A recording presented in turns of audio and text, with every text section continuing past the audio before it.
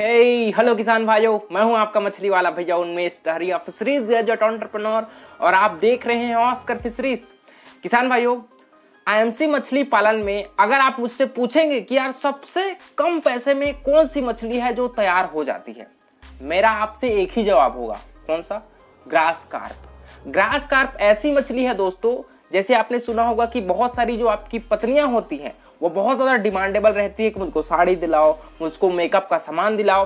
लेकिन यार ये ग्रास कार्प मछली है ना, एकदम सीधी सादी मछली है भाई साहब। इसका कोई भी डिमांड नहीं रहता, बस इसको इनका जो बच्चा है उसको खरीद के लाओ, तालाब में डालो और देखिए 7 से 8 महीनों में ही आपका बच्चा है वो अच्छे से बड़ा हो जाएगी, बिना कोई कंपनी वाले फीड खिलाए।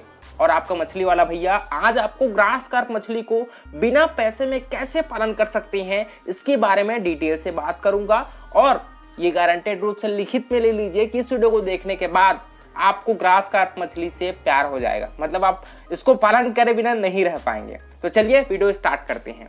किसान भाइयों, ग्रास कार्प मछली को मोस्टली हम लोग या तो आईएमसी मछली के साथ पालते हैं, कतला रोहू मृगल के साथ, या फिर चाइनीज कार्प जो होता है, कॉमन कार्प हो गया, सिल्वर कार्प हो गया, उसके साथ हम लोग पालन करते हैं। लेकिन मैं आपको दोनों तरीका बताऊंगा कि अगर आपका मन है कि ग्रास कार्प को ही बस मैं अपने तालाब में पालन करूं तो कैसे आप पालन कर सकते हो, या फिर आईएमसी मछली के साथ कैसे आप पालन कर सकते हो।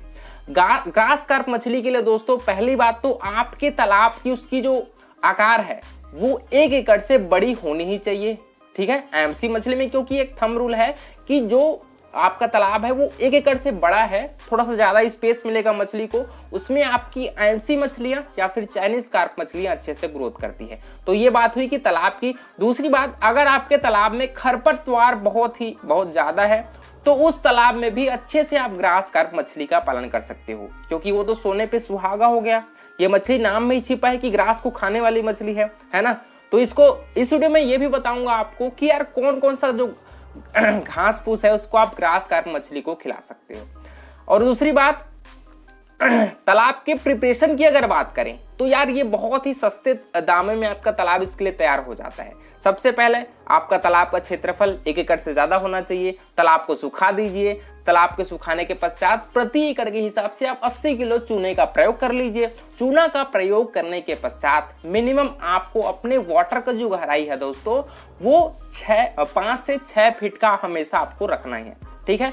5 से 6 फीट पानी डालने के पश्चात दूसरा काम हमको क्या करना रहता है, गोबर का प्रयोग करिए। गोबर तो आसानी से 2-3 रुपए किलो में मिल ही जाएगा।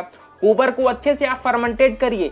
प्रति एकड़ आपको 800 से 900 किलो गोबर का प्रयोग है। उसके साथ आप सिंगल सुपर फास्फेट, थोड़ा सा यूरिया मिला दीजिए और उसको फर्मेंटेट करके तालाब में अप्लाई कर दीजिए। आपका तालाब का पानी जैसे ही हरा कलर का होगा दोस्तों आपको। दूसरी बात कि यार बच्चा कितना स्टॉक करना चाहिए, ठीक है, यह भी बहुत बड़ा सवाल रहता है। तो किसान भाइयों, अगर आपका मन ग्रास कार्प मछली को पॉलीकल्चर में पालने का मन है, मतलब मैं सिर्फ और सिर्फ ग्रास कार्प को थोड़ा ज्यादा संख्या में डालना चाहूंगा, ऐसे अगर आप चाहते होंगे तो आपको प्रति एकड़, देखिए आईएमसी मछली को हम लोग प्रति एकड़ 5000 फिंगरलिंग बच्चे डालते हैं। तो उसमें से अगर आप ग्रास कार्प मछली का पॉलीकल्चर, मतलब ज्यादा संख्या में ग्रास कार्प को आप स्टॉकिंग करना चाहते हैं तो अपने टोटल स्टॉकिंग का 60%, मतलब प्रति एकड़ आपको 3000 बच्चे हैं वो ग्रास कार्प के आपको डालने हैं। बाकी जो 2000 बच्चे हैं वो आप आईएमसी या फिर जो चाइनीज कार्प है उसको आप मिक्स करके डाल सकते हैं। दूसरी बात, इसके स्टॉकिंग की साइज के बारे में अगर बात करेंगे, खासकर अभी गर्मी दिन का समय जो शुरू हो रहा है तो वहां पर आपको ये काम करना है कि अपना जो एडवांस फिंगरलिंग साइज का जो बच्चा होता है, मतलब 50 से 100 ग्राम का जो बच्चा रहता है उसको आपको स्टॉक करना है। अगर आप जल्दी मछली का ग्रोथ चाहते हैं तो आपको एडवांस फिंगरलिंग बच्चे को स्टॉक करना चाहिए, ठीक है।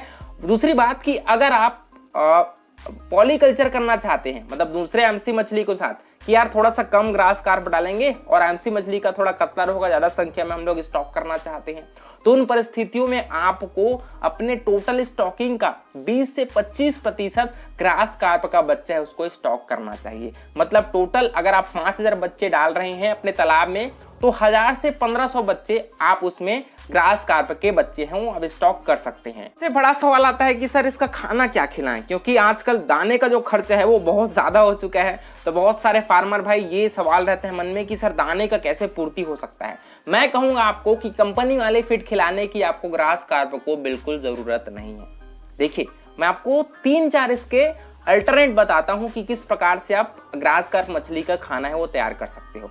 3 इन चीजों की इंग्रेडिएंट्स आपको जरूरत पड़ेगी। सबसे पहला आपके पास होना चाहिए रिप सीड केक, जिसको केनॉल कहा जाता है। उसका जो तेल निकालने के बाद जो खली बचता है ना, उसको आप उपयोग कर सकते हो। उसके साथ आप अगर सरसों की खली हो गया तो और बेहतर है। उसके साथ अगर आप थोड़ा सा उसमें सोयाबीन की खली आती है उसका प्रयोग कर लेंगे तो और बढ़िया है। साथ ही साथ आप गेहूं का जो चूरा बचता है, भूसा जो बचता है, उसको भी आप ग्रास कार्प मछली के खाने में प्रयोग कर सकते हो। इसके साथ आपको प्लांट प्रोटीन भी ग्रास कार्प को देना चाहिए, क्योंकि ग्रास कार्प मछली है वो प्लांट बेस्ड प्रोटीन को अच्छे से कंज्यूम करती है। तो इसमें आपको सबसे पहला जो बनाने का पत्ता आता है ना, केले का जो पत्ता आता है, उसको यूज कर सकते हैं। उसके साथ जो कसावा का जो पत्ती होता है कसावा का, उसको प्रयोग कर सकते हैं। या फिर अगर आप जो अपने गायों को घास फूस जो खिलाते हैं, उसको भी आप ग्रास कार्प मछली के खाने में प्रयोग कर सकते हो।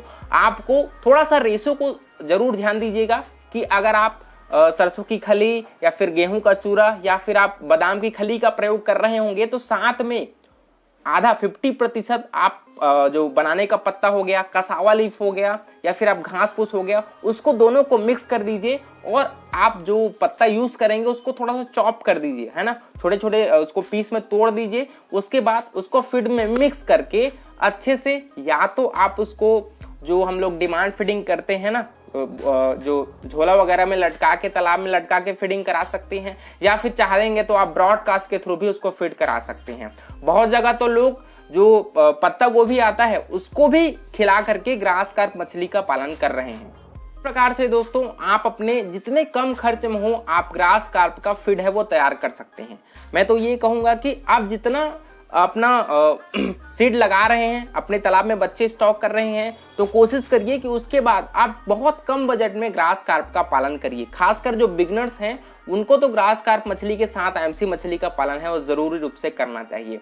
इस प्रकार से दोस्तों आप उसको 3 से 4%, स्टार्टिंग में आपको तो 5% के हिसाब से खाना खिलाना है। बाकी जैसे ही मछलियां 100 से 6 ग्राम से ऊपर जाती हैं तो आपको मुश्किल से 2 से 3% खाना है वो खिलाना चाहिए। और समय समय पर 15 से 20 दिनों में अगर आप चाहें तो तालाब में फर्मेंटेशन भी कर दीजिए, ताकि प्राकृतिक भोजन है वो आपके तालाब में अच्छे से मेंटेन रह पाए। ठीक है, इस प्रकार से आप टोटल 6 से 8 महीने के बीच में अगर आप एडवांस फिंगरलिंग बच्चा स्टॉक किए हैं दोस्तों, तो आसानी से 1 से 1.5 किलो साइज का आपका ग्रास कार्प मछली है वो प्रोडक्शन आपको दे जाएगी।